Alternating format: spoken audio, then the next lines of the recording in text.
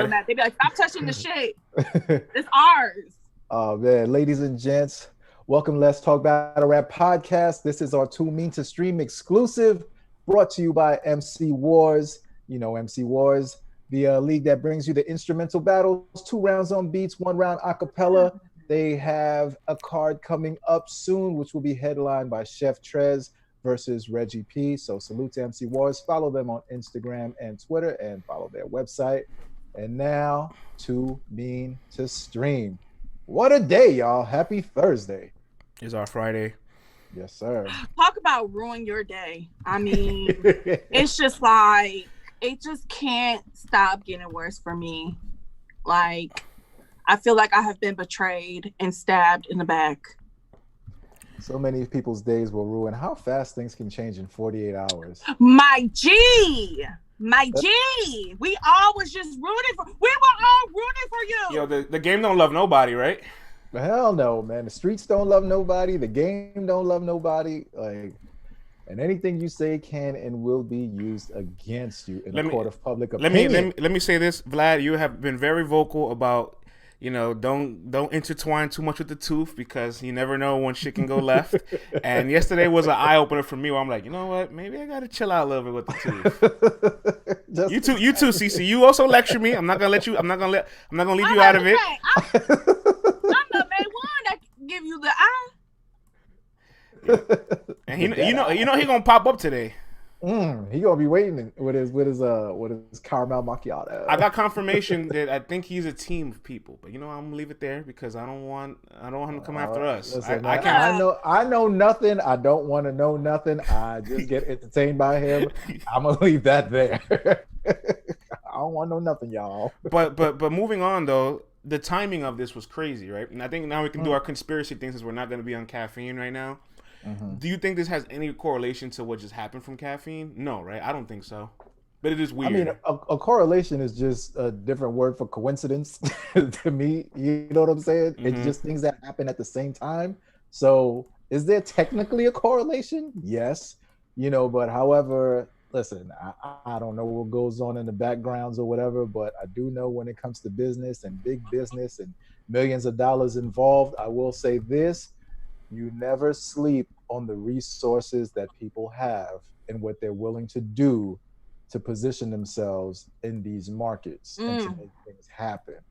We see it happen with major companies and individual business people all the time. You see it happen in the streets all the time. So would I be shocked? No, but I don't have any info. I don't have any knowledge of anything behind the scenes. So let's leave that there for me personally. You know what I'm saying? What do you think, CC? Conspiracy or nah?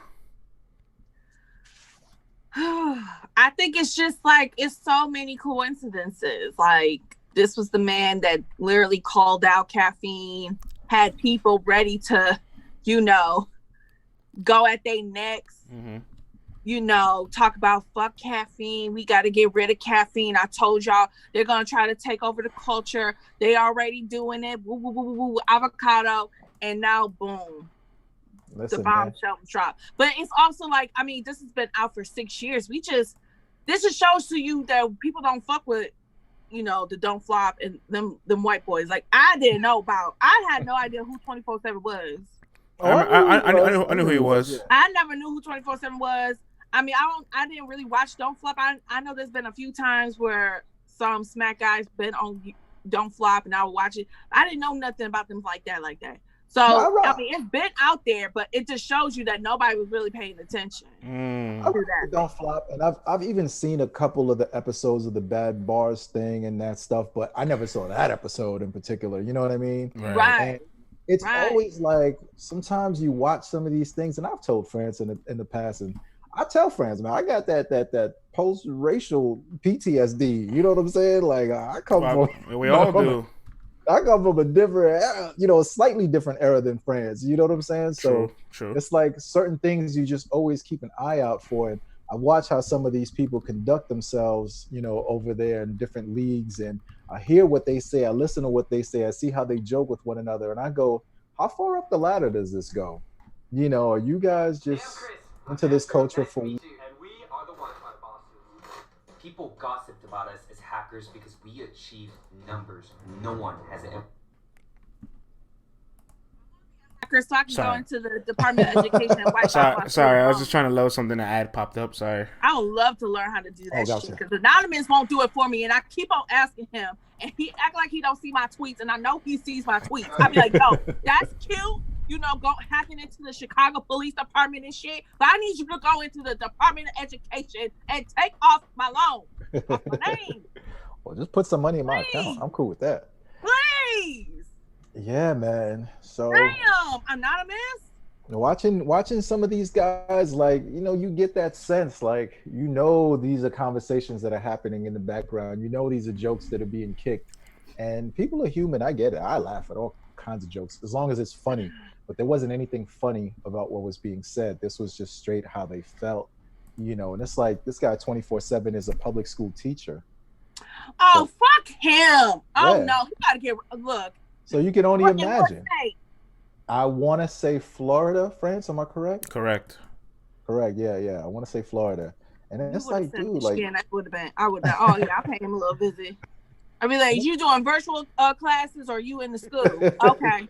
Yeah, and it's like, dude, you're say no more because I got a little something to tell you. You're a public school teacher. I just don't have time for this shit. Like, people like white folks gotta understand. Like, you will get your dumb ass beat today. Like, it's just too much shit going on for y'all to think that that's ever going to be okay. Like, I don't care that this was 6 years ago. Y'all act like 6 years ago was a long time.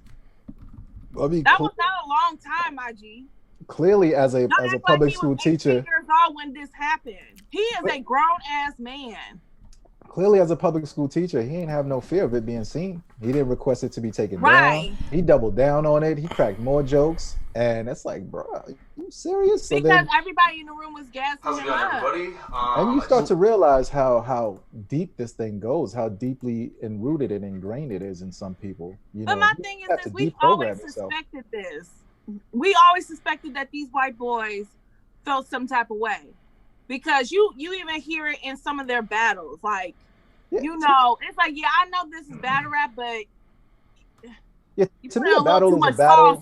On this angle, my G. And to me, a battle is a battle, and people are going to push the boundaries and the lines. But I feel like once you start talking outside of the battle, or when you drop specific words in your battles, like, you know, I'll watch some of these guys and I'll go, all right, I know what list to put you on. Hey, Showtime P was he was posting a whole bunch of shit that but that's a lot of stuff that's already existed. Some it's guy like from the UK said the N-word, but of course it was in a room full of white people. Okay, and if there was any black people, there's a ton of that already though. There's a ton of that, and we know that's why that's why URL can go to London in a predominantly white place and sell out more than the actual league that's from there, and that's why. Absolutely. You know, one last non-caffeine topic before we get up there. When Avocado said that, you know, he did porn for 4 years, and that he was surprised that he wasn't canceled because of that, because he knows how homophobic the culture is. I want to be one to say that that did not help in any way. Not at all. It did not, G. Because you put a dick in your mouth does not give you. All right, that's what I'm talking about. That's too mean to stream. I mean. It's not. Because you got dick in your mouth don't mean like, oh, okay, he don't have dick in his mouth no more, so he might not be a racist either. Like, I don't care. It is an oxymoron if he is. God. You know what I'm saying? It's just like, it did not help you, my G. Like, why do I need to know this? I don't even before this whole video, I didn't care. I heard about the video. I didn't watch it, but I heard about the video.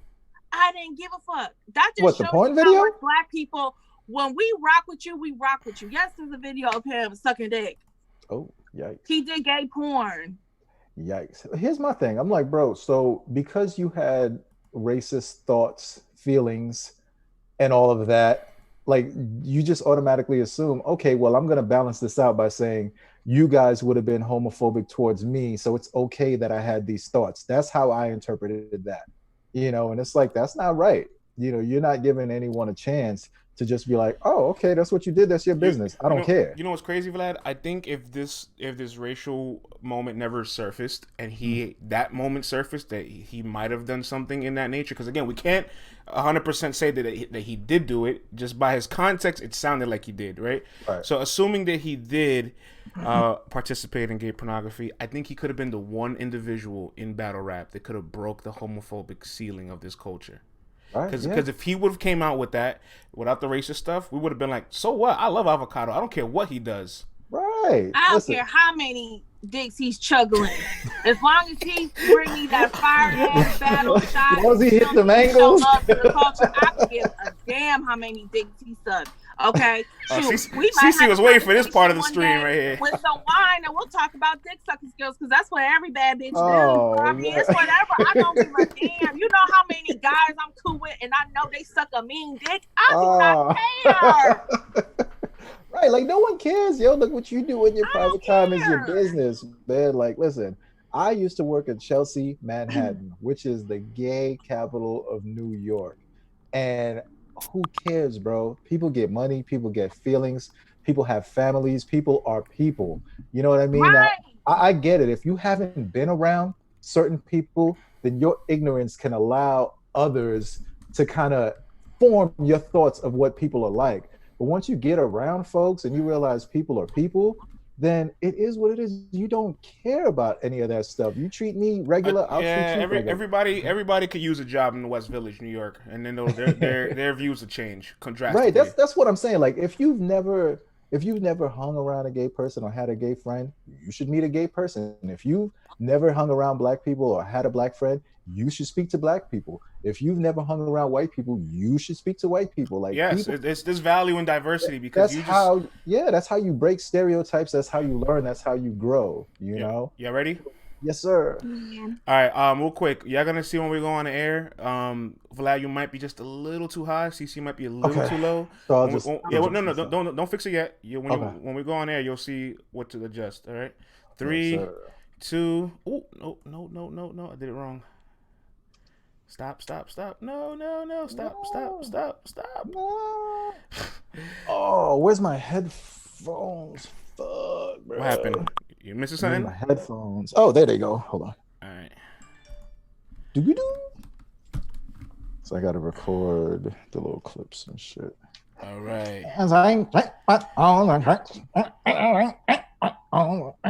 We live? Are we? We should be. Let me see. Let us see. Oh, yes, we are. There you go. Well, you see the name there, LTBR Daily? LTBR Daily, yes, sir. All right, nice. Already a bunch of people in here. Hello, friends. Oh, yeah. Good morning, y'all. Yeah. Happy Thursday. Today is our Thursday Friday. Oh, let me adjust this.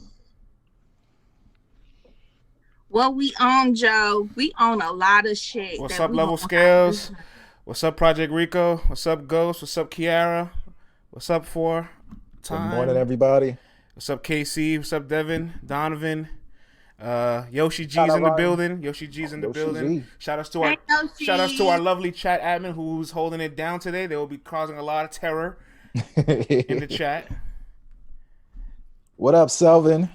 What's up, Odyssey? What's up, Juan? Good morning. Good morning, Dale. Donovan, he's with it early. Who wants some Popeyes? Oh, no. Ooh, I want some Popeyes. We ain't starting off with the stereotypes this early in the morning. A little chicken breast dinner for $5, but I do want a side and a drink because it don't come with a drink. So add a Faygo Red Pop to it or a Red Pop, whatever. That's what I want, some Popeyes. Since you gonna ask. Since you asking, a fat bitch wants some Popeyes. I got Popeyes. And I want extra honey for my baby. I got Popeyes. Why the brother had to come through the door singing like he KC and JoJo with a bag full Good morning, of chicken? Carlos. Good morning, Santa Black. Good morning, G420. Good morning, T-Rave. Yes, sir. All right. The Syndicate Group. What up, y'all? Thank you for sharing. Yes. Please share the broadcast. You know, today's going to be Somebody said unmute. Who's unmute? Who mute? I'm not muted. Hello. Oh, am I mute? It says I'm not mute. Am I muted? Vlad No, is I'm not. mute. Who? Hold up. I'm here. I'm here. Vlad. Can y'all hear me? Hear? If you can hear Okay, Vlad, put a number one I up. can't hear CC or Vlad. Oh, okay. Hang tight. Let me see. I get it together then. Let me get it together. CC muted too. I don't know what's going on. I ain't muted on my end. Yeah, it says you are muted. That's strange. Let me get you. It says they can't hear us. Talk now. Friends. 1 2 1 2. Can y'all hear me? They can only hear France right now. Damn, y'all don't want to hear me. Y'all don't want to hear me speak my motherfucking mind when I got some shit to say too. I gotta say with my chest, and y'all don't want to hear me. It's a conspiracy. That's crazy. Damn, what the hell? I see your audio levels. 1 2 1 2. Testing 1 2. Y'all surfing it right now. They say all of us is muted now. Nah, I'm still here. Go ahead, talk, CC.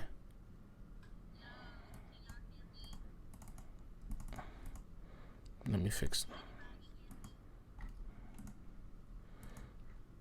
The audio is up too old. Go ahead. 1 2 1 2. Can y'all hear me? Can y'all hear me?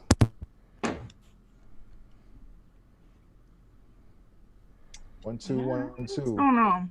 Damn, this is nuts. I don't know what's happening here. When we try to do some new shit.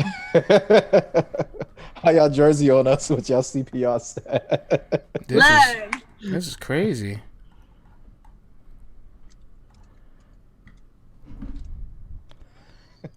Damn, this is kind of nuts. I'm actually really upset about this. Ay.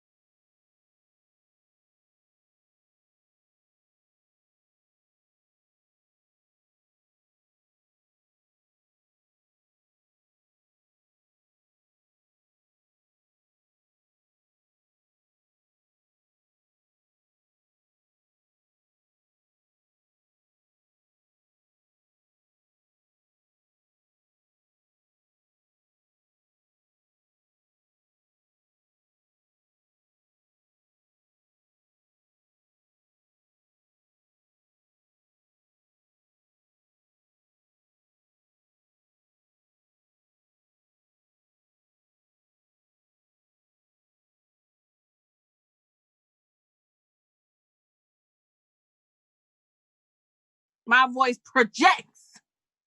Okay. Top they tier say all the time projection. in my job, CC don't need no damn mic. I kind of hear CC, but it's super low. Put CC's mic level down. This bitch is yelling. I am going off. I'm about to go off. Y'all ain't, I hear an echo. Echo, you know, I was hearing echo. You know. You got the surf echo. No. Surf PTSD going off right now.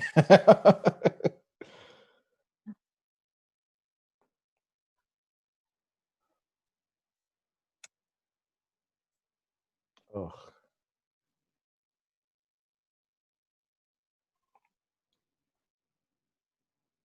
Boo. What the hell's going on? Like Jersey. And it was going ham on us. That was hilarious.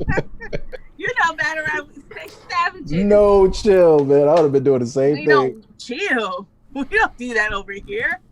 I don't know what we that smell means. blood, we attack. Like piranhas and sharks all in one pool together. Yo, this is fucking whack. Flash said, "Go back and use anger." Yo. I hear Do you both see it of you. moving there for us? Yeah, I see it moving there for both of you. It was moving earlier. It was moving in the stream when you went live? Mm-hmm. Oh, fucking sucks, B. Maybe we should just go back to the old way. Yeah, I'm gonna do that. We got that saved. Yeah, we do. Let me tweet out technical difficulties. No, don't do it. I'm going back on right now. All right, play boy. Play boy.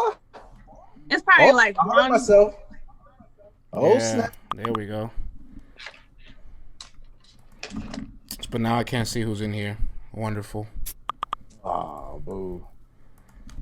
I hate this shit. As far Yeah, as the chat. we have to do a test some other time. Yeah. Ladies and gentlemen, we back to do maintenance. Power to the people. Not finally. You know what? You know we have always been on our ish.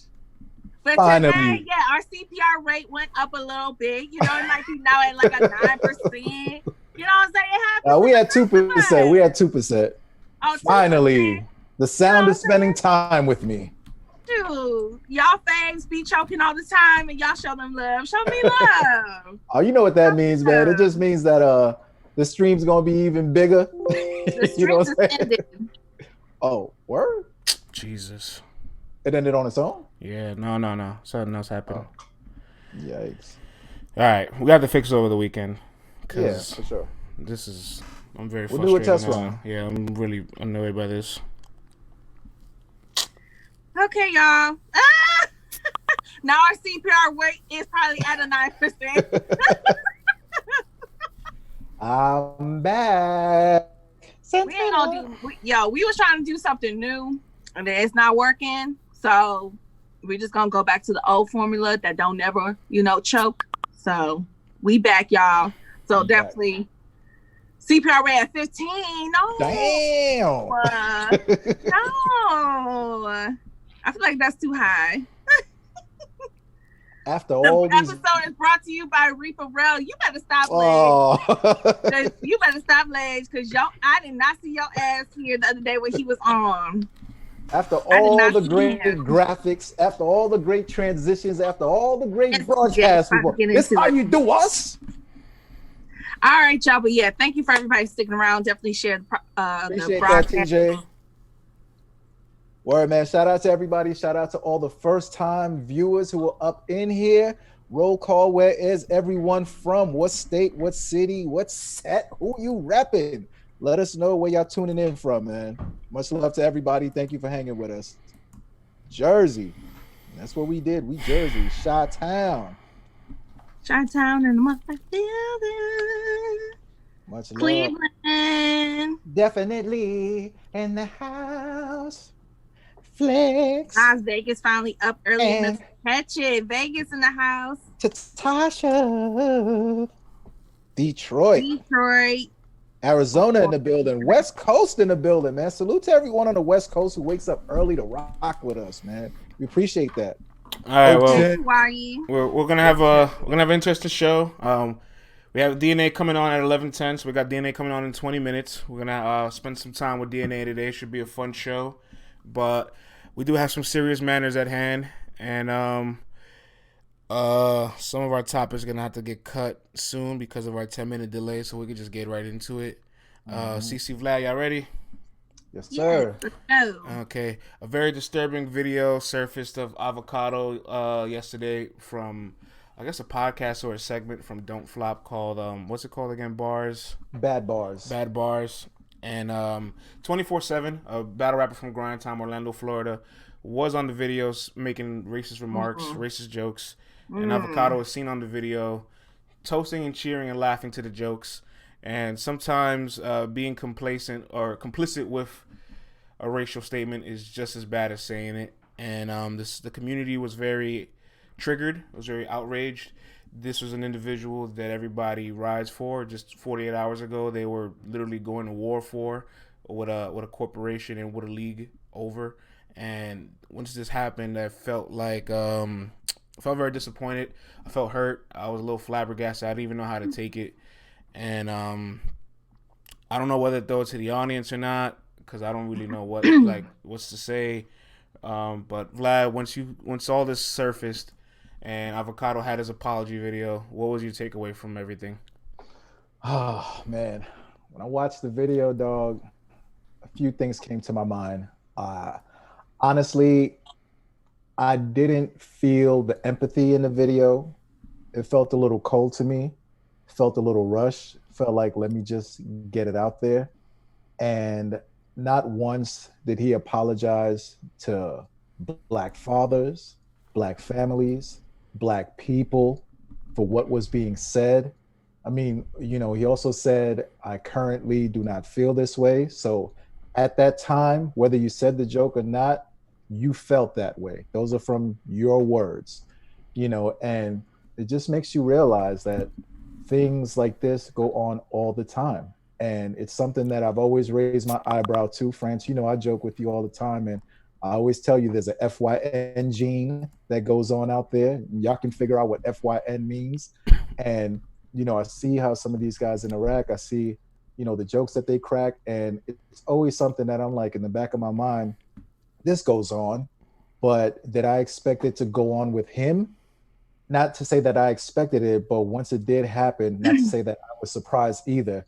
And I just didn't feel the empathy from his statements. Didn't apologize. I mean, you call out a verb for no reason. You had no reason to mention that man's name. You got 24/7, who was a school teacher in Florida. You hear me? A school teacher. These are how certain school teachers feel, and they're teaching and educating our Black children. And it just blows my mind. By cheering and toasting and saying cheers, that's like you saying, yes, I totally agree with everything that you are saying right now. And it was just disheartening, man. I just watched it go on, and it was disheartening. And the first apology, just wasn't enough for me. I just didn't feel the empathy that from Avocado at all in that video. It's hard for me to even, I don't know how I feel about it, because my thing is this, a lot of people are saying, well, it was 6 years ago. 6 years ago is not a long time. You know what I'm saying? And my question to Avo is, when did you change your viewpoint on Black people? Because when you was with the white boys at KOTD, Don't Flop, and all that, it was niggas ain't shit. Black men don't take care of their kids. And who else knows what you said and your little friends have said behind closed doors about Black people in general? But when Smack called you and dropped bags on your lap, was that when you started changing your viewpoint about Black people? When RBE started dropping bags on your lap? Is that when you start changing your viewpoints on Black people? Because if you only really changing it up because you around Black people more, or you benefiting from Black people, so now, y'all cool because y'all taking good care of me, I'm getting the bag with y'all. Y'all cool in my book now. You know what I'm saying? Then I don't want to hear that shit. Yeah. I don't want to hear it. That's not genuine to me. Yeah. You know what I'm saying? If you feel like you had to switch it up because these same Black people that you were, disrespecting and being racist behind their back is now feeding you and making your dreams come true. Yeah. I don't know, Avo. I don't know. I need more details, because just saying that I'm sorry and it's not cool for what I did, that's cute, but yeah. And CC, when you're in a relationship, which Avocado is in a relationship with this culture, with a Black culture, and when you're in a relationship, I know it's happened to me when my wife be like, "You sorry?" I'm like, "I'm sorry." She'll be like, "Sorry for what?" I'm like, "I'm just sorry." You know what I'm saying? And you never give the specifics. It lets you know that whatever it is that you were sorry for at that time, you don't even know what you're saying sorry for. You're just saying it to get out of this predicament that you're in right now. And for me, I just became a father literally like 8 weeks and a Come day ago. on. And, just knowing how I'm talking about, man, when you go back to slavery and it's like you're selling the father away from the family and you're systematically breaking up the families. And then you have the welfare system. Well, if a man is in the house, you can't get a check anymore. So now you got to kick the man out the house and you're leaving a woman just to raise the man. And now, the narrative has always been black guys don't take care of their kids, black men run off on their kids. And no, this narrative has changed. You know how many, all of my friends, they're in their kids' lives, whether they're with the mothers or not. They are there, they are present. And you can even see it in the battle rap culture. So many of us fathers just celebrate our children. Right. And it's like, you're sitting there toasting to that. Like it was Mac got disgusting, kids. man. And Yeah. took care of all his kids. So if you felt that way about black men, then why would you even accept to go into a business relationship with these black men? Like I said, did you change your viewpoint because you were starting to financially benefit off these black men? You had a lot of shit to say behind their back. And I was listening to Verb on 3 Letterman, and just like a side note, should nobody be telling Verb to get over it? Because he was personally attacked in that video. Mm-hmm. They mentioned his name specifically Absolutely. in that video. And we all know Verb don't play around when it comes to that shit. If you didn't know, you know now. He don't play around with that shit. So I'm tired of people telling him to get over it. Don't tell somebody to get over something when they're being personally attacked. That's not your place, number one. But number two, like Verb has sacrificed a lot. Like we see Verb as the battle rapper and we always see him active till this day, but there's a lot of things behind the scenes we don't know that he sacrificed because he's a father. And that comes first before anything, before battle rap, before a rap career or anything else he got going on. Yeah. And for Avocado or anybody to make that type of judgment off any of these battlers, let alone black men, that's some bullshit. And this was also a teaching moment, I felt like, a learning moment. Because I recall when Jeffrey made disparaging remarks about Pass, the West Coast battle rapper, Avocado made sure to go out of his way to get Jeffrey canceled, saying if any league works with him, I will not work with you. In that moment, we could have had a learning moment by saying, you know what, Jeffrey, I need to speak to you. I need to bring you out to the table. We need to talk because once upon a time, I felt this way. I may have grown up in a racist family. I may have had racist thoughts, but you know what? As time went along, I changed. I want to speak to the community. I want to let people know that people can change. And that you didn't take that opportunity to do that. You did not take that opportunity to turn it into a learning moment and to discuss with the community what has gone on in your life. And the thing that throws me off is that 5 years ago, Avocado can't be he's probably anywhere between 33 to 36 years old. That's what I'm saying. So you're telling me at 30 years old, you guys are sitting there explicitly tearing down black men and no one in that group has the wherewithal to say, you know what, maybe we shouldn't put this out there. Maybe we should take this down. It just goes to show that supremacist mindset and that thought is just so like out there that nothing can happen to us by putting this out. And it just lets you know how deep this runs and how deep it goes. And it was just disgusting. Like, wow, y'all guess in our culture, you have the audacity. Exactly. That's just crazy. So first off, I know a lot of people are very disturbed by Avocado's involvement in the video, but I don't want that to take away from the person that said the remarks, right? There's a lot of people in the culture, specifically white people, that love the culture but don't love the people in the culture. And that's a conversation that's been very much avoided in battle rap because it always kind of happens with these random white guys searching for clout. They get canceled. We never hear from them again. But we don't know about the people that are engraved or enrooted that are just behind the scene or closeted racists, right? Yeah. And I guess the scary part about this is that Avocado's supposed to be one of the nicer guys. And so if as one of the nicer guys, he's kind of had this in his blood at one point, had this in his mind or in his inside of him at one point. What about everybody else? And that's why there's a lot of battle rap fans that, don't really like King of the Dot, don't really like Don't Flop, don't really support these leagues because they've never felt comfortable around that environment. And as far as Avocado goes, two things. I know a lot of people were kind of like, what's Geechee and B-Dot gonna say? And they're in a very conflicted spot, and I want to make sure, I want to put one thing out there, right? This is not Geechee's responsibility. This is not B-Dot's responsibility. This is not Oop's responsibility. This is not none of these guys' responsibility to create any content with this guy to justify or save face. If they want to and have that conversation, they can. It's not their responsibility. So don't look for Geechee, B-Dot, Oops, and all these guys and ask them for answers. Because the reality is they're probably more shocked than any of us because of the countless amount of hours they spend with this guy. This guy shapes their brand, puts money in their pockets, and they probably don't feel that he is that way. But now that this is surface, they're completely conflicted. So it's kind of like when, not to bring up Tech Nine, or this situation is similar, but when the Tech Nine thing happened, don't go asking Jay Black how he feels. Like, this guy Jay Black spent endless amount of hours with Tech Nine.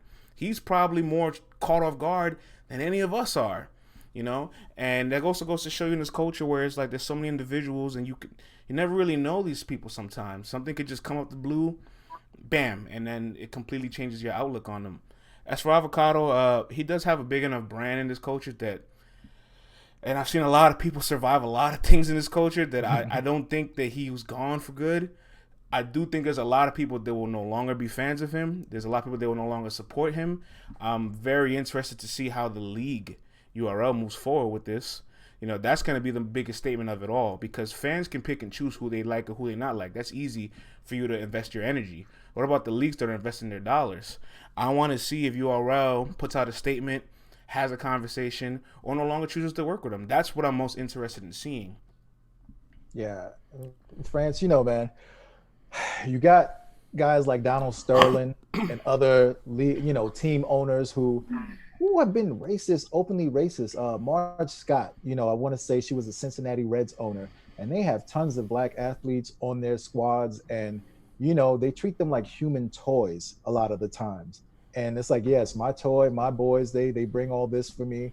And, you know, not to go back, but a lot of this stuff, man, is stemmed in a lot of this racist stuff. You know, there's this thing called bully cooning. Well, they'll get, you know, the big bad black man and they'll pit them up against one another. And he goes around and beats up all the other black, you know, folks, and they pit them up against one another. And I've told you this in the past, France. A lot of times I feel like when I'm watching some of these battles and I'm seeing the reactions to some of the words that are being said and how they're being put out there, there's always this weird feeling in the back of my mind going, some of these guys are enjoying this a little bit too much. The way they're hitting each other and tapping each other and laughing to some of the racial jokes that are going on. It's always in my mind that this is going on.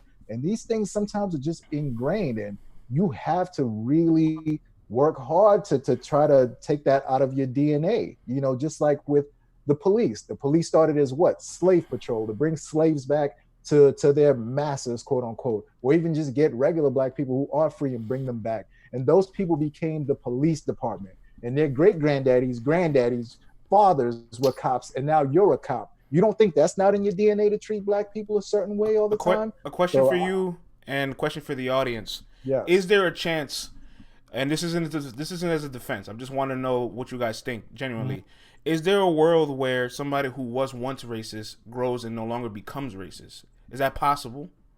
Yes, it is possible. Yes, it is but possible. It can't be based on financial reasons. It can't be, because now I'm working with black people and I'm benefiting off of their culture financially and they're making my dreams come true. Now I want to try my hardest to suppress my racism. Yeah. No. No, this isn't being put on the fans. I just or anybody out there. I'm just curious to hear your thoughts because I agree with CC. Financial implications does kind of question the integrity of your change and growth, but you can also point to the fact that he wasn't working with any of these with like URL, these leagues, RBE, so he didn't have the opportunity to open his eyes and get that realization too. You know, it's a tough call. But like I said, but these black men that own these battle rap leagues weren't bad fathers and it was not shit when they called you up and asked, hey, I would love for you to film one of my battles, man. I really appreciate your work. I love what you're doing. I would love to get that on my league. Is it possible? They weren't shit then. Yeah, I mean, France, I do believe that people can change, obviously. You know, we go back to the 90s and if you listen to some of the lyrics in the 90s, and you hear how people felt about whether it was racial, whether it was homophobic lyrics and stuff like that. And you talk to some of these artists now, and they go, you know what? Through my time in the industry, from meeting stylists, from meeting executives, from meeting other people, like I realized people are people. So yes, people can change, absolutely. So I to say that he could never change or this is exactly who he is now from 5-6 years ago. I don't know Avocado personally, so I couldn't tell you whether it's all genuine or yes. There's a few. But yes, there, people can change. There's a few things to point to, right? Like you can visually see he's given up, vices. He's not smoked or drink anymore. You see that growth and change. You can see where he's putting work to the leagues. Like we can't act like 48 hours ago everybody wasn't just rallying for this guy because of his contributions. That's why people are upset. Yeah, absolutely. And he's like he does little things like where he like donates money, gives money away, or helps battle rappers put money in their pocket. Like there is good in this human. That's what I want to point out too. But if anybody is triggered by what they've seen, he has to eat that. He has to live with that. He has to apologize to Averb, apologize to the black community, publicly apologize to black fathers. Okay, because you're putting out a statement. That statement was put out there. You cheered to it. You cheered to it. You toasted and cheered to it. You need to publicly apologize to all of us. That wasn't enough to just say that you're sorry. I'm sorry, man. That wasn't enough for me, especially as a black dad, knowing that I wasn't satisfied. I wasn't black father. I was highly offended. I wasn't satisfied hearing the words. I heard that shit all the time growing up, especially from my mama's side of the family. They would say some fuck shit like that, and I took it very personally.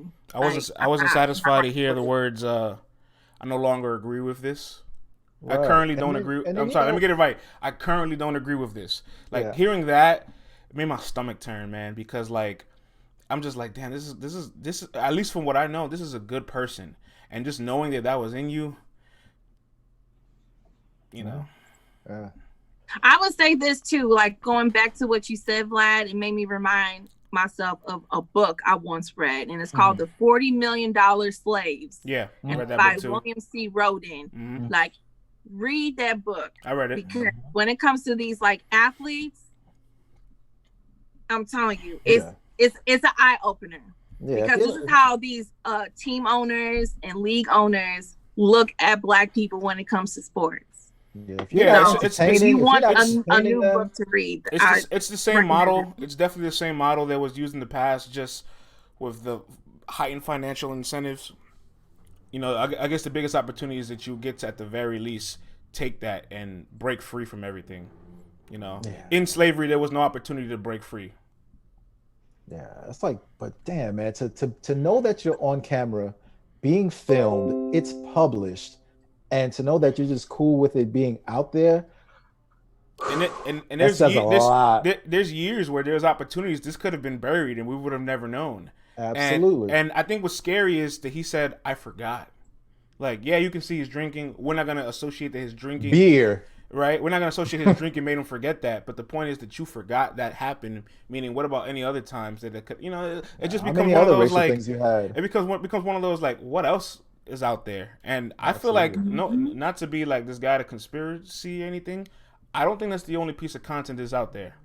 Mm-hmm. So if more, that's why I want to really reserve my thoughts. Well, he better get his mind together and think of some shit might have said back in the day, because if this ain't anymore, my G, I don't care how good your camera angles is. I ain't got time for you.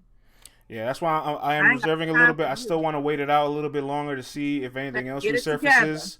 When these things happen, there's somebody doing some investigation always, and more files get pulled, and more words have to be said. And I'm really waiting to see what the leagues say after this. I'm gonna sit back and watch it too, and let's lighten the mood a little bit, guys. Because I'm getting mad. T-Top actually has a response to Swamp. Oh, snap. Another one. Yes, he actually has his own diss record, and we're going to watch it together like a family. Family time. I just feel like rapping. I know. And I be feeling like I'm the best at it. I know. We're gonna watch a minute of this. Relax, guys. We're not gonna watch the whole thing. How long is this? Both my deposits, they picked up a hoe from the projects. I'm on the road and I'm shopping. I don't wear the clothes in my closet. You say that so-and-so shot him. Well, look, we don't know nothing about it. I didn't know we had problems. I don't look at photos or comments. I see them balls and I cop them. I let them go for a profit. It's popping. They know where to stop it. I did it smarter. Hey, maker, I got some partners. We talking to lawyers and farmers. We cornered them all. Stores and apartments. Watch I was going retard. Respectfully, what the fuck is he talking about? What is this? Why? Hold on. So this is the diss record response? Yes. He's just rapping. Heard a song. Yes. He's just rapping about trapping. I think our chat admin has a lot to say about this. I see that they're very vocal. Is Swamp, is Swamp 1-0 already? Yikes. I mean, if this is the response. 2-0 after that prime time, and now this failed diss track from T-Top. Yo, Swamp is 2-0. 2-0. Yikes. This is crazy, man. Let's go.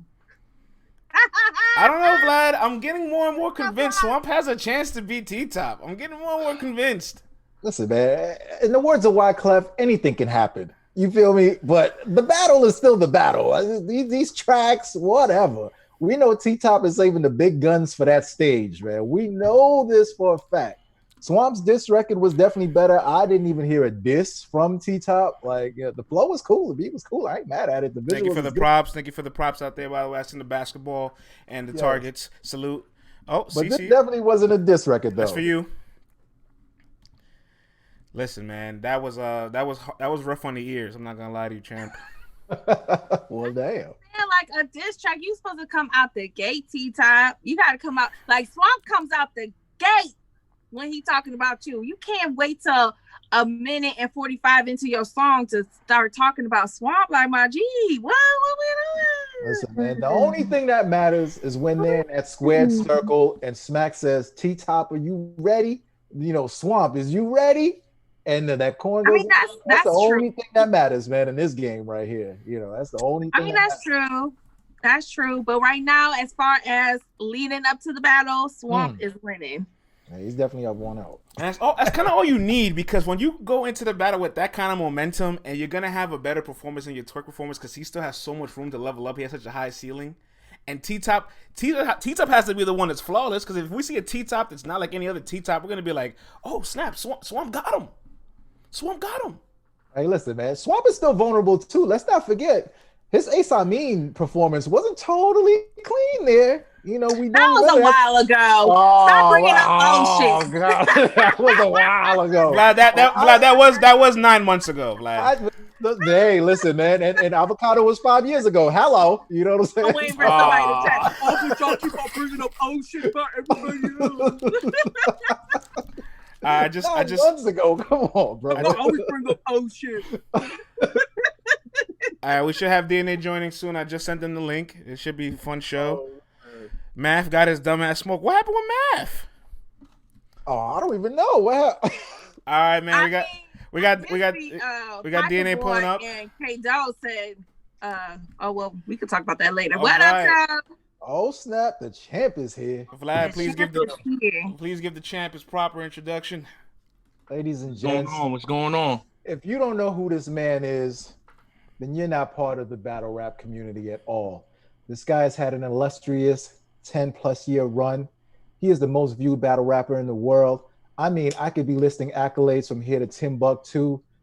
This dude, man, he's formed the group NWX, putting out all kinds of products. This guy's got more hustles than Hustle Man. He's getting to the bag, to the chicken. Ladies and gents, let's all welcome DNA to Let's Talk Battle Rap Daily. Champ, what's up, player? What's going on, man? How y'all feeling this morning?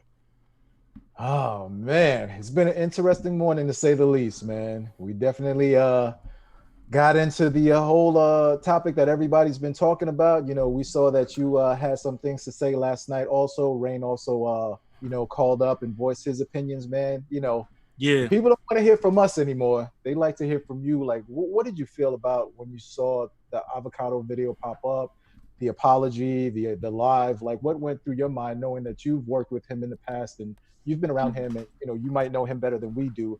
what went through DNA's mind seeing all of this? Yeah, to be honest with you, Vlad, like, yeah, my relationship with Avocado was probably like the same as y'all's. Like, Okay. I mean, people would think, but I think he has close relationship with Geechee, Twerk, people like those type of people. But me, yeah, it's just been high by, and he shot the video, so it's really we have no relationship now. What like seeing it, I mean, a lot of people always like to think if something's out for a long time that means you've seen it, but I got stuff out that I know people have never seen, and that's how I went with that. I've never seen that. So when I seen it, a lot of people are saying he didn't say it, but it was more so of like a co-signing thing. Like if you're in a room with somebody that's saying yeah, like, I don't care if somebody snitches, da da da da, and you sit there and you smile and you toast. What is that saying? That's saying you co-sign snitching. So it's like, I'm not saying he had to be violent or he had to curse somebody out. You could have simply walked away from the camera. You know what I'm saying? Said on camera, I don't agree with this. After that, this is what I think people are not like understanding. It's a whole process after that. It's been interviews that I've done. And after doing the interview, I'll say, you know what? I don't like the way I said that. Don't put that out, or watch it and see it. And you got to think it's been up all this time. Why was it never, Right. you know what I'm saying? Apology before. Why was it never taken down if you know it was wrong? It only became this now because everybody has a problem with it. And then also, what I also want to tell people is that it's a possibility that he changed. But I like to look at things beyond the surface. When that video was shot, I don't think in his mind he ever factored in that he would ever be working with URL or RBE, because the time that this was said, he was predominantly working with King of the Dot, Don't Flop, and I think in the past he might have worked with Grind Time. Yeah. So it's like, on one hand, you could be a changed person, but on the other hand, you might have just changed because now you have to deal with URL because they're the forefront in the culture, and it's not really that many other leagues aside from RBE, which is number 2. DNA, which he's only been working for the past 2 years. So it's like it's a double-sided coin, because on one end, I believe people could change, but on the other end, you might have just changed because you had no other choice, because you can't work with those people that you was working with previously, because they things aren't the same. I want to ask you a question. It's a little bit more personal. You've battled a lot on King of the Dot. You've battled a whole lot on Don't Flop. You even contended for a title over there. Mm-hmm. You came from the Grind Time era. Was there any time in these leagues that you ever kind of felt like something don't feel right, or did you ever felt like racism was in the environment? Nah. To be honest, nah. I never felt that way. The way I always felt, which I still feel like we feel that way on both sides. So I think URL rappers stereotype King of the Dot and Don't Flop rappers, and they do the same for us. So the stereotype is there, yeah, like the approach of how we take battles, what would be said in the battle. Yeah, that's always been there. But in terms of people like being racist or not, I never, like me personally, I never felt that. You take over, Vlad. Oh yeah, I mean, there's definitely something that was said behind the scenes, and they would think that it would stay behind the scenes. But my thing was, this is on camera and 24/7. I mean, he's a school teacher down in Florida. You know what I mean? And you think like, yo, you're a public school teacher, and there's no regards of whether anyone will see this or anything like that. Like, that's crazy to me to know that, you can work in public school systems and not think anything about that. Now, going back to his apology, not at one time did he apologize to Black men, Black fathers, or anything of that nature. Like, how do you feel about the apology itself when you heard that? I don't think it was good. Mm-hmm. I don't think it was good for like you said. One, when people are saying, the thing about people changing, yes, that happens. If you have a temper problem and you seek therapy or anger management, yeah, you can change. And of course, people are racist and have seen the light and change too. But I think like the whole, like, I just feel like his approach and anybody that's standing up for him is just nonchalant. Like, this topic is not, this is all that's going on in the world. Aside from Corona, right. Corona stopped because of this. So it's like, I don't think any approach on how you speaking about it should be nonchalant, because this is like this has been the number one thing going on in the world, but now it's at the forefront of the world. So if you're gonna apologize, like what you're saying, it has to be sincere from every angle, because it's not just you curse somebody out, or you said somebody was whack, or you didn't like the way they battled. Like you indulged in racial comments being made, and then laughed, and then toasted, and then when somebody asks, "Oh, would you feel what about people that watch?" Your reply was, "Only white people watch my channel." Yeah. Which at that time was accurate on to why I say you wasn't worried about it, because you didn't think you had to do business with us from them. And then also my outlook on it is, if he came from milking a cow on a farm with a Confederate flag, and then someone introduced him to hip hop and showed him a camera, and then his whole view on black people changed, I would even be more understanding to that. But 6-7 years ago, you were still in the black culture, which is hip hop, which is battle rap.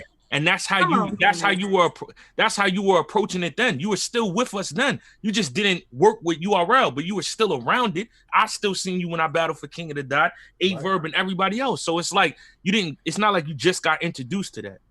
You know what I'm saying? And like, I'm not God. I can't say what happens next, but for me personally, like you said, Vlad, I feel like the apology should have went to every black man in the world, not even just in the culture, and then all black father, because the comments that were made, it's like it's deep. And then some people say, well, if a camera was on,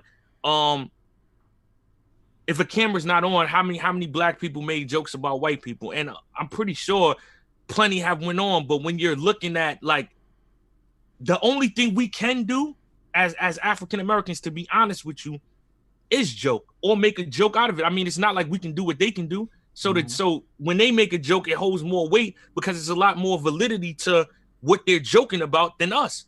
We can make a joke about how white people talk. We can make a joke about how white people discipline their kids. That, to me, that is the average, joke I've seen black people make about white people. Now, of course, I know the lines go deeper and it's probably way worse stuff said, but I'm saying, for me, that's the only jokes I ever made, which I don't feel like I'm saying it live, so I don't feel like it's that serious. Now, something like that, I've never said that, whether a camera is on or, off. So what I'm saying is, even with me saying just that, that's all I can do. Yeah. If I protest too loud, I may be killed. If I speak my mind too loud on the internet, I may be removed from that social media platform. Yeah, if I go against what a cop says and raise my voice too loud, I may be killed. Even if you comply, even if I don't. So the only thing, so when people are saying it's a double-edged sword, it is a double standard, because all we can do is joke. When y'all make the joke, it's that joke that Avocado 24/7 and Body Bag Nell said, and then after that joke is, well, everything else that we know that happens to us. So it's like, it holds more weight. Like, well, if that's what y'all saying on camera, what are y'all saying off camera? How do y'all really feel? And then when you think about it, like, if this guy is a teacher, he's probably educating black kids too. You think those black kids are getting a fair chance in his classroom? How many other teachers are out there doing the same thing? And we don't get a fair chance. And you know how this thing goes. It's like straight from schools to the prisons. And you got so many of these teachers who feel exactly the same way. And it's just like, it's disheartening to know that we have to grow up, go through these schools and fight all of this. And you guys can crack a joke and people will go, well, we were just joking. Like, it's not a joke. It's part of a bigger system that so many people don't see. It's all right. Prime example, right? Prime example what people are saying, right? When you say, like, now, as in, like I said, behind the scenes, who knows what people say, but let's just go what's on the table, right? Because I think this is an analogy nobody said. Nick Cannon made a comment about Jews. Wildin' Out got canceled. So that goes to show that on that side, when something is being said that people don't like, there's no more Wildin' Out. Think about this. Jadakiss couldn't say stack paper like Hebrews.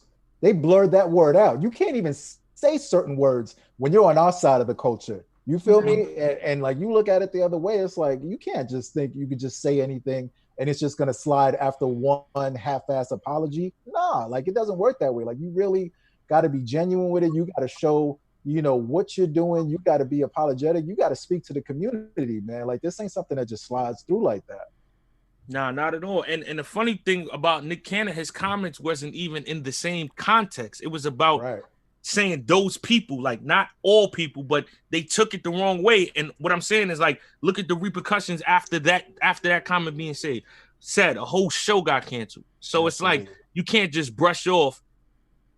Like, and that wasn't a video, that was a statement. This is a video where we seeing your facial expression, we're seeing body language and all that.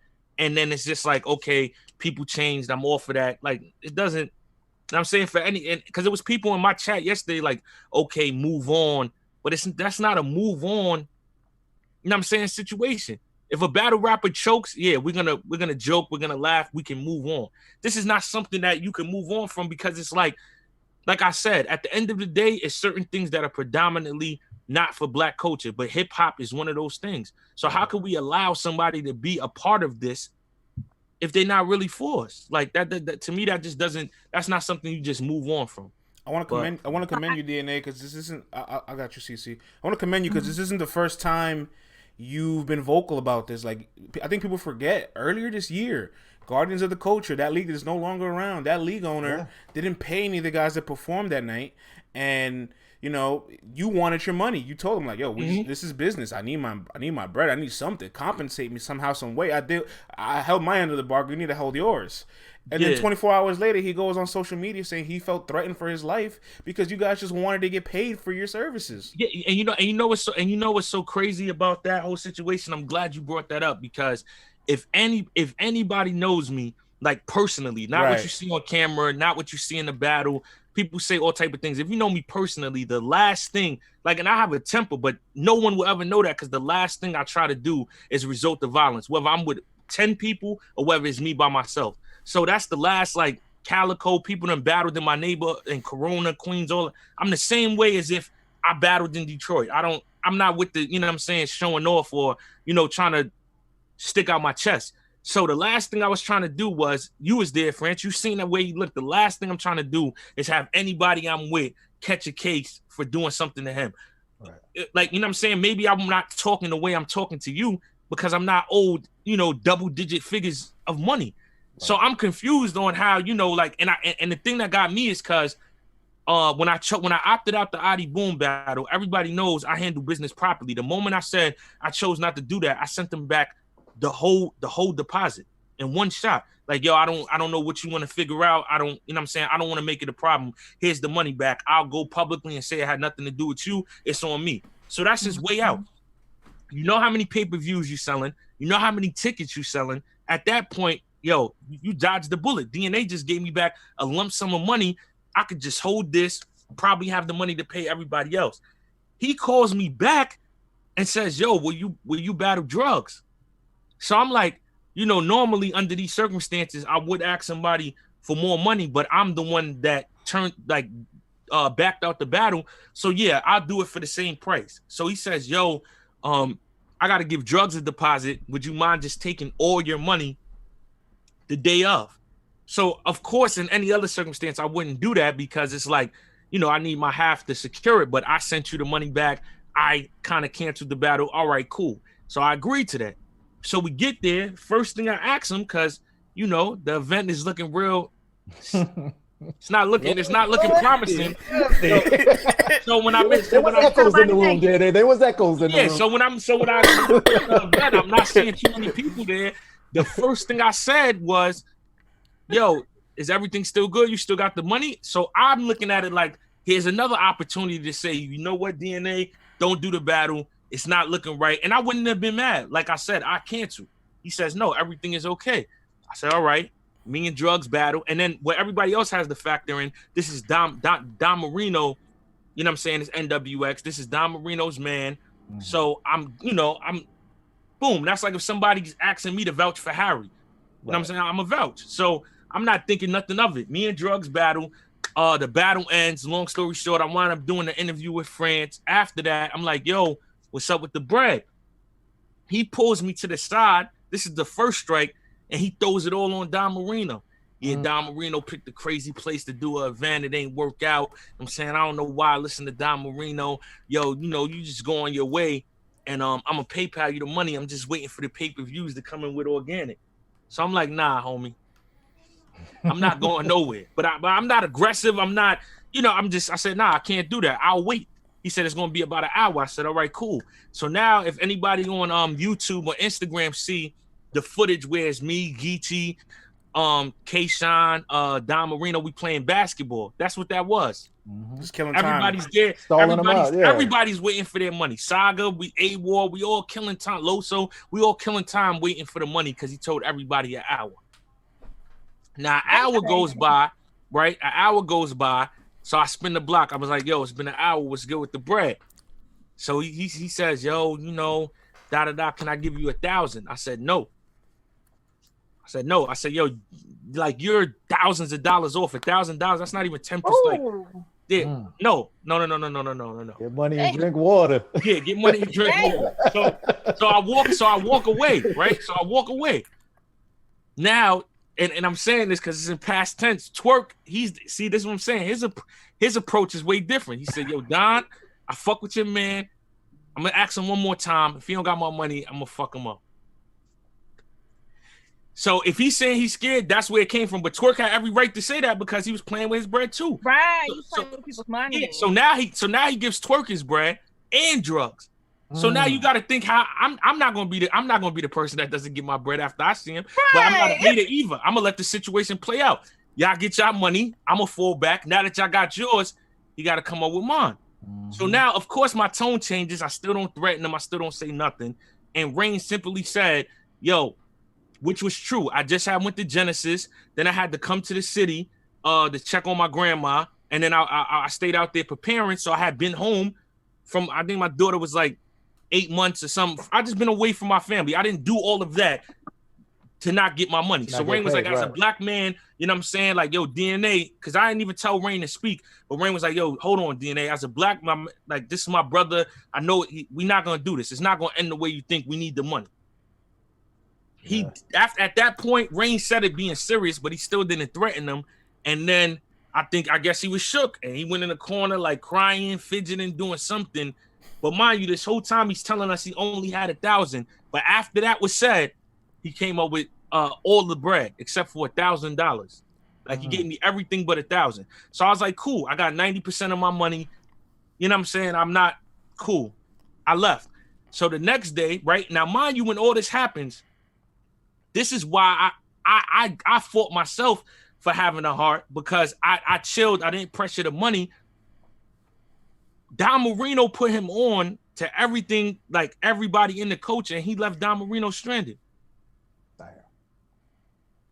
So it's like, yeah, so Don Marino's calling him. He's ignoring Don Marino, and then he made that Facebook post that you said, France, and then he texts me, like, and the way the text was, like, I always think. So when I see him text me, I'm like, yo, is he trying to like leave a paper trail to insinuate we did something? Because he's like, yeah, DNA, I just don't want any trouble with you, da. So I'm like, what trouble? You owe me money, you paid me money, it's over. I'm like, yo, you still owe me $1,000 though, and what you did to Don is whack. So he gives me the footage. And the funny part you mentioned that, France, is that's the only time me and Avocado ever had like a conversation like in depth. Because Avocado had to send me the footage. And he sent me the footage, he uploaded it, and he put it on my channel, and but that's like one of the few times we ever had like a conversation. But yeah, that's the whole situation with that. And then I know he said he felt threatened because we were black. Absolutely. Because nobody threatened him. Absolutely. And you know that once you see that, you know the mind frame goes deeper than that. You know, you want to be in the culture, you want to benefit off the work of black men, but you don't really want anything to do with the black men. You know what I'm saying? Like, you don't want to learn like what's going on. And this is business. If it was white guys saying, hey, you know, you signed a dotted line, where's my money? Today is the date. They would respect that. But because we are black, and we're asking for what we rightfully deserve after you put the work in. This is what people don't. And then what's so crazy about it is that, you know, like I always find a way to legally to get to the bag. But so I would have been well off without the money, but I can use everything because I got a whole bunch of, it goes outside of my immediate family. I take care of my mom, my grandmother, cousin. So I'm the only person. Everybody knows how it goes. It's sad this way, but it's one or two people out of a whole family that usually are the successful ones. And then because you got, you know, love, even though logically it's not the smartest thing to do, you wind up taking care of your whole family. So of course I could use it. But what about those people that's not in the same position as me? That, you know what I'm saying? That's what they waiting on. Check the check. Right. And then they expect to get this. Because, you know, that's the thing. When people come into the culture, they don't understand how it works, which is the negative and the plus, because they don't have a budget. So everybody's getting numbers that, you know, they wouldn't usually get when it's a league that understands it. So that's the plus. But then the downside is that people can't cover what they're saying that they putting out. And that's what happened. And he didn't know how to go about it instead of just being honest. And then he got low. I think he recently just wound up paying beat out in Geechee, and that happened in March. Yeah, so it's like, it's crazy. But the whole approach, like, of him just trying to get low and then act like his life was threatened, and you know what I'm saying? That was crazy. Like, and then you know how the court systems goes. If it does go there, then who they gonna believe? You feel me? But that's why I didn't want to do it. That's right. Like best believe people that was with me was like, let's just fix him and take everything. Like, no, because it's not gonna go out. It's not gonna go our way. You know what I'm saying? I'm always smart enough to know that we make a move on him, we turn to the bad guy, and the whole time he owed niggas money, which, you know what I'm saying? If you come from any type of background or urban culture, people die for less.